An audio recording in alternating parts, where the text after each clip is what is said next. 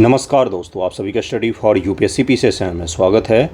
आज का ये वीडियो जो है इसमें मैं ओटीआर अपडेट को लेकर ही बताऊंगा और जिन लोगों का अपडेट नहीं हो पाया था उनको मैं बताने की पूरी कोशिश करूंगा कि बिल्कुल बेसिक से समझा दूं।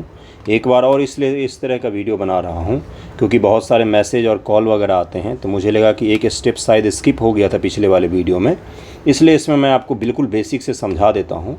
और अब फॉर्म भर लीजिएगा, फॉर्म फिलअप हो रहे हैं और अगर 10 लोग भर रहे हैं तो उसमें से 8 लोगों का सही से हो जा रहा है, 1 से 2 लोगों को दिक्कत आ रही है। जैसे दिक्कत कहाँ कहाँ पर आ रहा है, तो एक पेमेंट को लेकर भारी संख्या में लोगों को दिक्कत आ रही है कि पेमेंट उनका होने के बाद भी फिर से पेमेंट करने को बोल रहा है। तो कृपया दोबारा पेमेंट मत कीजिएगा, वेट कीजिएगा 1 दिन 2 दिन, आपका पेमेंट अपडेट होकर आ जाएगा लिंक। ओके। दूसरा क्या हो रहा है कि भाई 1200 रुपया लग रहा है, डाला है ईबीसी, फिर भी पैसा मांग रहा है, तो इस तरह की समस्याएं आ रही हैं। तो रुक जाइए 1 दिन और आपका अपडेट हो जाएगा उसके बाद, ठीक ना। तो ये आप ज़रूर कर सकते हैं। बाकी फॉर्म भरिएगा, फॉर्म भरने की पूरी कोशिश कीजिए और आसान हो गया है चरण। अब तो बार बार मैंने समझाया है तो आपको आई होप समझ में आया होगा कि थोड़ा सा आसान बन गया। अब मैं आपको दिखाता हूँ कि कैसे भरना होता है। सबसे पहले तो इस चीज़ को देख लीजिए कि आप क्या क्या अपडेट कर पाएंगे अगर आपने पहले OTR किया हुआ है तो। सबसे पहले आप आरक्षित कोटि और संबंधित प्रमाण पत्र आपका अपडेट हो जाएगा। पत्राचार का पता जो है वो भी आपका अपडेट हो जाएगा। बिहार सरकार के सेवक संबंधी विवरण, अगर आपने बिहार सरकार में ज्वाइन वगैरह किया है तो वो अपलोड हो जाएगा, वो अपडेट हो जाएगा। मोबाइल नंबर और ईमेल, ये चीज़ें डायरेक्ट अपलोड करने के लिए लिंक दिया गया है। मैं आपको दिखाऊंगा कि कैसे इसमें अपडेट होता है। इसमें एक चीज़ का लिंक नहीं है, वो है रेसिडेंशियल सर्टिफिकेट का इन्होंने लिंक नहीं दिया है, जो कई सारे बच्चों को अपलोड करना था लेकिन नहीं दिया है। कुछ दिनों बाद बीपीएससी फिर से देगी, मैं आपको आज ही बता रहा हूँ। वो फिर से एडिट का ऑप्शन का विस्तार करेगी, कुछ चीज़ों को ऐड करेगी।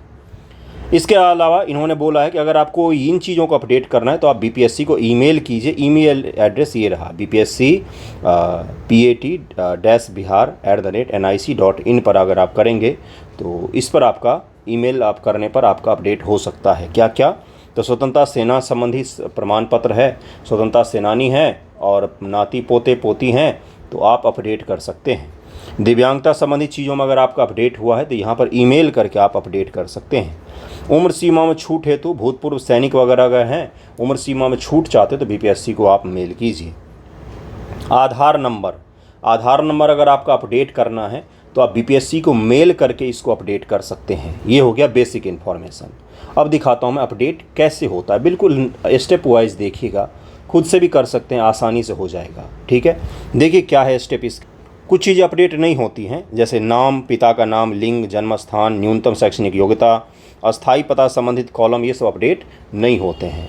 तो अस्थाई पता जब नहीं हो रहा है तो इन्होंने रेसिडेंशियल सर्टिफिकेट जो है उसको भी अपडेट करने के लिए कोई जगह नहीं दिया है। ठीक है, अब देखिए क्या बोला है इन्होंने और कौन कौन सी चीज़ें अपडेट हो रही, कहाँ से हो रही हैं। ये बीपीएससी का वेबसाइट है, आपको पता ही होगा, इसी तरह का बीपीएससी का वेबसाइट है, बिल्कुल बेसिक सा। इस पर अप्लाई ऑनलाइन पर क्लिक करेंगे आप तो आपके सामने ये लिंक खुलकर आ जाएगा। बीपीएससी ऑनलाइन एप्लीकेशन यहाँ पर लिखा हुआ है। बिल्कुल बेसिक से शुरू करते हैं, घबराना नहीं है। कई सारे बच्चे मुझे फ़ोन करते, सर मैं साइबर कैफ़े में बैठ कर रो रहा हूँ, क्या होगा मेरा? कुछ नहीं होगा, स्टेप है उसको फॉलो कीजिए, आप आसानी से भर सकते। दिक्कत आती है, बिल्कुल अटक जाता है कई सारी बार। साइबर कैफ़े वालों को बोलिए कि अपने मन से ना भरें, आप भरें तो सही रहेगा, आप जो बोलें वही वो भरे। ठीक है, इस पर क्लिक करेंगे तो आपको दूसरे वेबसाइट पर ले जाएगा जहां पर क्या रहता है, तो आपको लॉगिन करने के लिए भी पेज दिया जाता है और OTR के लिए भी दिया जाता है। अगर आपने 69 बीपीएससी का फॉर्म भरा था तो आपको OTR की आवश्यकता नहीं है। अगर आपने 68, 67, 66 ये सब दिया है तो आपको OTR करना पड़ेगा। अगर आपने 69 के समय फॉर्म भी भरा होगा तो भी आपका OTR हुआ पड़ा है, भले ही आपने एग्ज़ाम दिया हो या न दिया हो। यहाँ पर आपका OTR जो होगा उसको आप लॉगिन कर सकते हैं। यूज़र नेम पक्का आपका गारंटेड है, भूल गए होंगे तो लॉगिन कर दीजिए, पासवर्ड लॉगिन कर दीजिए। अगर आपको नहीं मिल रहा है लॉगिन पासवर्ड तो आप यहाँ से फॉरगॉट पासवर्ड में जाइए, यूज़र नेम पर जाएंगे तो आप क्या कर सकते हैं, आसानी से पासवर्ड और यूज़र नेम को रिट्रीव कर सकते हैं। जिन लोग नया फॉर्म भर रहे हैं, 70 बीपीएससी पहली बार जीवन में भर रहे हैं या 70 से पहले उन्होंने 69 का फॉर्म नहीं भरा था, 68, 67 भरा था, तो आप यहाँ से OTR कर सकते हैं। OTR कर सकते हैं, बिल्कुल नया OTR कर सकते हैं। उसमें आपको डिटेल भरना पड़ेगा और डिटेल्स सावधानी से भरिएगा क्योंकि बाद में बहुत दिक्कत आ रही है अभी। आप यहाँ पर अपना लॉगिन पासवर्ड डाल के लॉगिन जब करेंगे तो एक पेज खुलेगा। फॉरवर्ड पासवर्ड पर अगर आप क्लिक करेंगे तो इस तरह का खुलेगा, जहाँ पर आप क्या डाल सकते हैं, तो इंटर रजिस्ट्रेशन नंबर। ये आपके फ़ोन पर पिछली बार मैसेज आया होगा या ईमेल पर आया होगा, वहाँ से आप रजिस्ट्रेशन नंबर निकाल कर यहाँ पर लिखिए। या फिर अगर आपके पास में एडमिट कार्ड होगा तो उस पर भी छोटा छोटा सा फ़ोटो के नीचे लिखा हुआ रहता है रजिस्ट्रेशन नंबर, देखिएगा ध्यान से। सेलेक्ट एग्जामिनेशन सेलेक्ट नहीं करेंगे तो आपको रजिस्ट्रेशन नंबर डालना है, एग्जामिनेशन सेलेक्ट कर लेंगे तो आपको रजिस्ट्रेशन नंबर डालना नहीं पड़ेगा। डेट ऑफ बर्थ यहाँ पर डालिए और अपना मोबाइल नंबर यहाँ पर एंटर कीजिए। अब आप कहाँ पर चाह रहे हैं कि आपको डिटेल भेजा जाए, मोबाइल पर या ईमेल पर, जो भी आपके पास में उपलब्ध है उस पर आप करेंगे तो पासवर्ड आपका रिट्रीव हो जाता है। उसके पश्चात आप लॉगिन पेज पर आएंगे और लॉगिन करेंगे। लॉगिन करने के बाद कैसा दिखता है तो दिखा देता हूँ मैं कैसा दिखता है और कैसे करेंगे इसको आगे। लॉगिन करने के बाद कुछ इस तरह का आपको दिखता है, जहाँ पर क्या लिखा हुआ रहता है, 69 BPSC CSE लिखा हुआ रहेगा। यहाँ पर 70 BPSC अभी नहीं लिखा हुआ है, ठीक है, 69 BPSC CSE लिखा रहता है और यहाँ पर लिखा रहता है व्यू डैशबोर्ड। ध्यान से समझ लीजिए, आपको दिक्कत बिल्कुल भी नहीं होगा, आसानी से भर सकते हैं, ठीक है। यहाँ पर क्या लिखा हुआ रहेगा, व्यू डैशबोर्ड, और यहाँ पर लिखा रहता है 69 कंबाइंड कॉम्पिटिटिव एग्जामिनेशन। यहाँ पर लिखा रहता है अप्लाई ऑनलाइन, इंस्ट्रक्शन डाउनलोड अवश्य करें, डाउनलोड एडवर्टाइजमेंट, यहाँ से आप एडवर्टाइजमेंट डाउनलोड कर सकते हैं। इंस्ट्रक्शन को एक बार ज़रूर पढ़ लिया कीजिए, सही रहता है, थोड़ा सा आसान हो जाएगा आपके लिए। अप्लाई ऑनलाइन पर क्लिक करना है आपको, किस पर, तो अप्लाई ऑनलाइन पर आप क्लिक करेंगे। अप्लाई ऑनलाइन पर क्लिक करने के बाद कैसा दिखेगा, तो ठीक नीचे वाला जो पेज दिख रहा है वैसा ही दिखता है, ठीक नीचे वाला पेज जैसा दिखेगा, जिसमें क्या दिखेगा आपको, इस तरह से आपका सारा डिटेल यहाँ पर लिखा हुआ रहता है, सारा डिटेल लिखा हुआ रहता है, जो जो आपने पिछली बार भरा होगा। वन टाइम रजिस्ट्रेशन नंबर होगा, आपका नाम होगा, फादर नेम होगा, मदर नेम होगा, विवाहित महिलाओं का हस्बैंड नेम होते हैं, आपने शादी की है या नहीं की है, जेंडर, सब कुछ रहता है, सब कुछ यहाँ पर डिटेल है। यहाँ पर कुछ भी एडिट का ऑप्शन नहीं आएगा, यहाँ पर एडिट का ऑप्शन नहीं आता है, यहाँ पर कुछ भी नहीं आएगा। यहीं से लौट जाते हैं बच्चे कि एडिट का ऑप्शन तो आया ही नहीं, यहाँ पर कुछ भी आपका एडिट का ऑप्शन नहीं आएगा। आपको कर देना है कन्फर्म। कन्फर्म कर देंगे जब आप, तो आपके सामने भी इसी तरह का आ जाएगा कि भाई confirmation successfully registered dear candidate. और उसके बाद से आपको बोला जाएगा अपने वन टाइम रजिस्ट्रेशन नंबर आपका ये है, यहाँ पर एक रजिस्ट्रेशन नंबर लिखा रहेगा और आपको रजिस्टर कर दिया गया है। जब आप इस पर क्लिक कर देंगे कन्फर्म पर, तो इस तरह का मैसेज आपको मिल जाता है, ठीक है, कन्फर्म कर दिया आपने, यहाँ पर एडिट का नहीं आता है। उसके पश्चात जब आप फिर से डैशबोर्ड पर आएंगे तो कुछ इस तरह का आपको दिखेगा, लेकिन इसमें एक छोटा सा चेंज हो गया है। चेंज कहाँ पर हुआ है तो ध्यान से देखिए, आपको चेंज दिखेगा यहाँ पर लिखा हुआ है 70 CSE, जो पहले CC नहीं लिखा हुआ था। 70वीं कंबाइंड कॉम्पिटिटिव एग्जामिनेशन यहाँ पर लिखा हुआ मिल जाएगा आपको, जहाँ पर लिखा हुआ है व्यू डैशबोर्ड। यहाँ पर लिखा रहता है click to view your detail, आप अपना डिटेल यहाँ से देख सकते हैं, इतना ही लिखा हुआ रहेगा, ठीक है। अब क्या करना है भाई, तो अब हमें क्लिक करना है किस पर, तो 70 BPSC के व्यू डैशबोर्ड पर, इस पर आप क्लिक कर दीजिए। 70 BPSC व्यू डैशबोर्ड पर आपको क्लिक करना है। जो आप इस पर क्लिक करेंगे तो पहले किस तरह का खुलता था, पहले इस तरह का खुलता था, जिसमें अपडेट डिटेल का कोई ऑप्शन नहीं रहता है। नए वाले में यहाँ पर क्या लिखा रहता है, अपडेट डिटेल। मैं दिखाता हूँ, आपको दिखा देता हूँ, उसके पश्चात आपको पता चलेगा। पहले इस तरह का खुलता था, लेकिन अब ऐसा नहीं खुलेगा। यहाँ पर एक लिंक दिया हुआ रहेगा येलो कलर में, अपडेट डिटेल का। 70 CSE व्यू डैशबोर्ड पर क्लिक करने के पश्चात किस तरह का दिखता है, तो ये देखिए ध्यान से, इसी प्रकार का आपको दिखेगा। यहाँ पर लिखा हुआ रहता है अपडेट डिटेल, और रजिस्ट्रेशन का डेट यहाँ पर लिखा हुआ रहता है। रजिस्ट्रेशन का डेट वही होगा जो पिछले साल आपने करवाया होगा ना, पिछले साल रजिस्ट्रेशन, उसी का डेट लिखा हुआ रहता है। पिछले बार ही आपका OTR हुआ था। कुछ प्रचंड बुद्धि के बालक बोल रहे थे पिछली बार कि 2023 का स्क्रीनशॉट लगाया हुआ है। ये 2023 का स्क्रीनशॉट नहीं है बालक, ये अभी का ही है। और 2023 में आपका OTR हुआ था। जिनका भी ये OTR हुआ था वो 2023 में हुआ था, जिनसे मैंने डिटेल लिया है। तो आपका भी यही लिखा आएगा, क्योंकि आपने पिछले साल OTR किया था। यहाँ पर लिखा हुआ रहता है अपडेट डिटेल, और यहाँ पर आपको क्लिक करके क्या करना है, जो बीपीएससी के नोटिफिकेशन है बोला गया है उन सभी अपडेट को, उस सभी डिटेल को आप अपडेट कर सकते हैं। नाम, फ़ोन नंबर, नाम नहीं, ईमेल आईडी, फ़ोन नंबर और आपका पत्राचार का पता और आरक्षण से संबंधित जो डॉक्यूमेंट्स हैं उसको आप अपडेट कर सकते हैं। रेसिडेंशियल और अस्थाई पता को अपडेट करने का इन्होंने अभी लिंक नहीं दिया है, देंगे कुछ दिन बाद। लेकिन जो कंसर्न आ रहा है बच्चों का वो है ये, जिन्होंने 4 तारीख से पहले अपलोड कर दिया था, सक्सेसफुली सबमिट कर दिया था, उनको लिंक नहीं मिला था बीपीएससी की गलती के कारण, उनका क्या होगा? उनका फॉर्म तो सबमिट हो गया है, तो बस वेट एंड वॉच के मूड में है कि देखते हैं बीपीएससी कब तक अपडेट का ऑप्शन देता है। कई सारे बच्चे जो बोल रहे हैं कि उनका रेसिडेंशियल अब हो गया, एक्सपायर हो गया है, वैलिडिटी ख़त्म हो गया है, वो भी वेट एंड वॉच के मूड में बैठे हुए हैं कि कब बीपीएससी देगा एडिट का ऑप्शन और हम एडिट कर पाएंगे।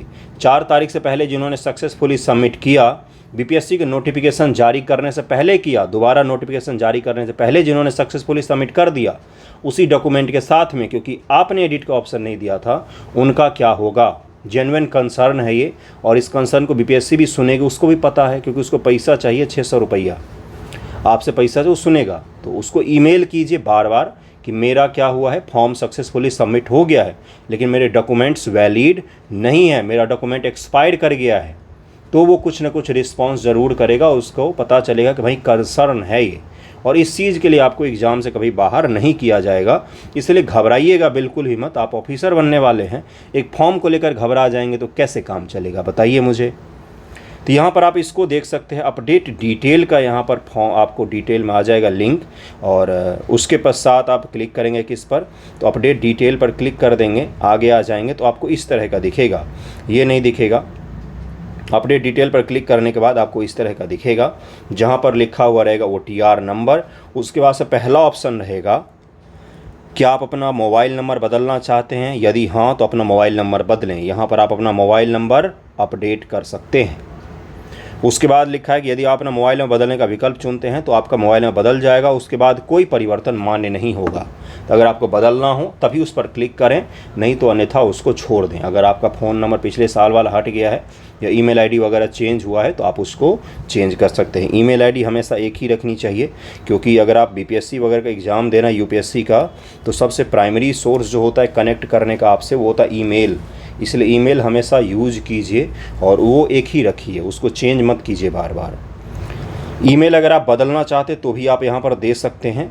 यदि आप अपना ईमेल बदलने का विकल्प चुनते हैं तो आपका ईमेल बदल जाएगा, उसके बाद कोई परिवर्तन मान्य नहीं होगा। जो प्रोफेशनल होते हैं, स्टूडेंट हो या कोई भी हो, ईमेल आईडी हमेशा एक ही रखना चाहिए आपको, उसको चेंज नहीं करते हैं कभी। ओके, उसके बाद से रिजर्वेशन का, जैसे कई सारे बच्चों का चेंज हो गया, पिछली बार एससी में थे, इस बार ईबीसी में आ गए, तांती तांतवा है। जैसे पिछली बार जनरल में थे, इस बार ईडब्ल्यूएस में आ गए, तो वो भी चेंज कर सकते हैं। पिछली बार मान लीजिए ओबीसी में थे, इस बार ईबीसी में आ गए, ईबीसी में थे ओबीसी, कुछ भी हो सकता है, किसी का भी चेंज हुआ हो, तो आप यहाँ पर चेंज कर सकते हैं और अपना डिटेल यहाँ पर अपडेट कर सकते हैं।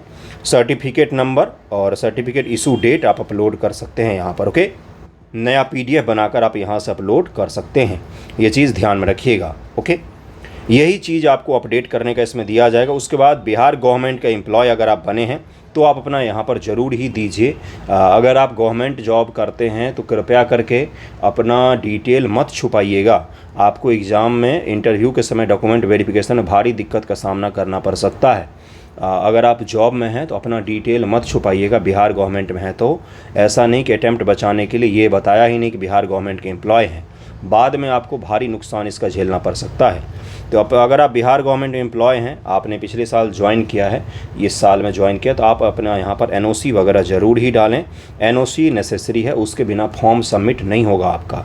एनओसी अपने डिपार्टमेंट से लेकर आप यहाँ पर डाल सकते हैं। और करस्पॉन्डेंस एड्रेस, जो पत्राचार का पता होता है, जो टेम्परेरी एड्रेस है आपका, अभी जहाँ पर रह रहे हैं, एक होता है स्थायी पता जो आपका घर होगा, स्थायी होता है जो घर, और एक होता है पत्राचार का जहाँ पर वर्तमान में रह रहे हैं, तो वो आप दे सकते हैं, यहाँ पर चेंज कर सकते हैं। पीजी वीजी में रहते तो उसका पता मत दीजिए, क्या पता अगले साल आप पीजी चेंज कर लें, इसलिए होता है कि भाई अगर आप अस्थाई पता भी इसी में डाल दें तो भी वही सही रहता है। पीजी में रह रहे हैं अगर आप, तो आप उसको मत दीजिए। हाँ, कहीं पर अगर रेंट लेकर रह रहे हैं, रहना है अभी 3-4 साल वहाँ, तो फिर आप ज़रूर डाल सकते हैं, वरना मैं तो यही सजेस्ट करूँगा कि इसमें भी वही एड्रेस डाला कीजिए। ठीक है, तो ये हो गया पत्राचार का आपका पता। यही चीज़ें बस इसमें अपडेट होती हैं। उसके पश्चात आप कंफर्म कर देंगे, यहाँ से कंफर्म कर देंगे, एक ही बार आपसे आएगा और उसके बाद ये सबमिट हो जाएगा। उसके बाद आप इसमें चेंज नहीं कर पाएंगे, उसके बाद आप इसमें चेंज नहीं कर पाएंगे। देखिए एक चीज़ मैं और बता देता हूँ, अगर रेसिडेंशियल सर्टिफिकेट अपडेट करने का बीपीएससी ने ऑप्शन नहीं दिया है, तो अगर किसी का वैलिड डॉक्यूमेंट इनवैलिड हो जाता है तो रिस्पॉन्सिबल आप नहीं होंगे, बीपीएससी होगा। इसलिए टेंशन बिल्कुल भी नहीं लेना है कि रेसिडेंशियल मेरा अपडेट नहीं हो पाया, क्या होगा, निकल जाएगा, ऐसा कुछ नहीं होगा। ये आपकी गलती नहीं है, ये बीपीएससी ने ऑप्शन नहीं दिया है, बीपीएससी ने ऑप्शन नहीं दिया है, आपकी गलती नहीं है। अगर 4 तारीख से पहले आपने सबमिट कर दिया है तो ये आपकी गलती नहीं है, बीपीएससी ने आपको ऑप्शन नहीं दिया। और अगर आपने जिस दिन फॉर्म भरा है उस दिन आपको ईमेल प्राप्त होता है, उस दिन सक्सेसफुल का आपको ईमेल मिलता है, इसलिए वो भी आपके पास प्रूफ रहेगा कि मैंने 4 तारीख से पहले फॉर्म भरा था, जिसमें बीपीएससी ने एडिट का ऑप्शन नहीं दिया। तो रिस्पॉन्सिबल कौन हुआ? आयोग हुआ। इसलिए घबराइएगा बिल्कुल भी मत, छोटी छोटी चीज़ों को लेकर ऐसे घबराते नहीं हैं। तो रेसिडेंशियल अगर अपडेट नहीं हो पा रहा है तो ये बीपीएससी की जिम्मेदारी है, आपकी नहीं है। अगर आपने फॉर्म सबमिट कर दिया है तो बीपीएससी की जिम्मेदारी है, आपकी नहीं है। आप अपने डॉक्यूमेंट्स जो डाल रहे हैं वो वैलिड डालिए, नाम सही लिखिए, ईमेल सही डालिए, फ़ोन सही डालिए, अपना डिटेल मार्क्स वगैरह सही से डालिए। अगर उसमें कुछ एरर हो गया है तो फॉर्म भरने के बाद जब फॉर्म का डेट एंड हो जाता है तो सुधार को लेकर बीपीएससी क्या करती है, तो मौका देती है, लेकिन वो एप्लीकेशन फॉर्म में सुधार को लेकर मौका देती है।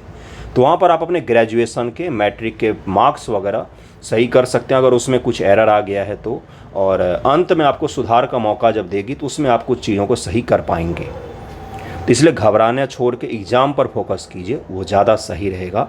फॉर्म भर लीजिए, साइबर कैफ़े में जाएं तो विशेष सावधानी बरतें, क्योंकि उनको वहाँ पर खूब सारे बच्चों का फॉर्म भर के पैसा कमाना होता है। ये छोटी छोटी चीज़ों का ध्यान में रखेंगे तो बाद में आपको परेशान नहीं होना पड़ेगा। डॉक्यूमेंट्स हमेशा सही डालिए, फ़ोटो सही डालिए, आपका एडमिट कार्ड आएगा ही आएगा। ओके, तो ये मैंने बता दिया है। अगर आप इसको कंफर्म कर देंगे तो फिर से आप बैक में कहाँ पर आ जाएंगे, बैक में आ जाएंगे। उसके पश्चात आपका ये जो लिंक है ये यहाँ से हट जाएगा और यहाँ पर फिर क्लिक नहीं हो पाएगा, आपका ये लिंक जो है ये गॉन हो जाता है। और यहाँ पर आप एप्लीकेशन फॉर्म पर फिर आप क्लिक करेंगे। एप्लीकेशन फॉर्म पर, एप्लीकेशन फॉर्म आपका जैसे ही क्लिक करेंगे तो इस तरह का आपके सामने खुल जाएगा। इसमें आपका डिटेल लिखा होगा, इसमें सारा डिटेल लिखा होगा आपका, इसमें एडिट नहीं होता है यहाँ पर कुछ। फिर आप नेक्स्ट करेंगे, नेक्स्ट यहाँ पर क्लिक कर दीजिएगा, जिससे अगले पेज पर चले जाएंगे आप। अगले पेज पर जाते ही यहाँ पर CSCC और CDPO 2 हैं। CDPO में बहुत कम सीट है, महिलाओं के लिए 4 ही सीट है। भरना हो तो भर दीजिएगा, लेकिन आपको पैसा लग जाता है ज़्यादा, बाद में एडिट भी नहीं होता है, पेमेंट तो आपको लेगा ही लेगा। इसलिए अगर आपको CDPO देना हो तभी यहाँ पर क्लिक करें, अन्यथा ना करें। CC पर क्लिक करें, ये भी हो सकता है। साइबर कैफ़े वाले पैसे बनाने के लिए दोनों पर भी कई सारे भर रहे हैं ज़बरदस्ती, तो वो ध्यान में रखिएगा। शैक्षणिक योग्यता में यहाँ पर 2 ही आपसे मांगा जाएगा। OTR करते समय 3 मांगा जाता है, 10th 12th और आपका ग्रेजुएशन, लेकिन एप्लीकेशन फॉर्म भरते समय आपसे 2 ही मांगा जाता है। 10वीं का मांगा जाता है, सब्जेक्ट यहाँ पर लिख दीजिए, और ग्रेजुएशन का जो आपका सब्जेक्ट है, जिस भी चीज़ में आप कर रहे हैं उसको लिखिए। सत्र लिखिए, सत्र ध्यान से लिखिएगा। उत्तीर्ण वर्ष लिखिए। सत्र कई सारे लोगों का क्या होता है, जैसे मान लीजिए 2013 से 17 है आपका सत्र, लेकिन आपका यूनिवर्सिटी निकला JP, और आप पास हुए कब, तो 2019 में, तो पासिंग ईयर 2019 दीजिए। सत्र 2013 से 17 ही लिखिए, 2013 से 19 सत्र नहीं चलता है। ग्रेजुएशन का सत्र 4 साल का होता है, कहीं कहीं पर अभी भी 3 साल का होता है।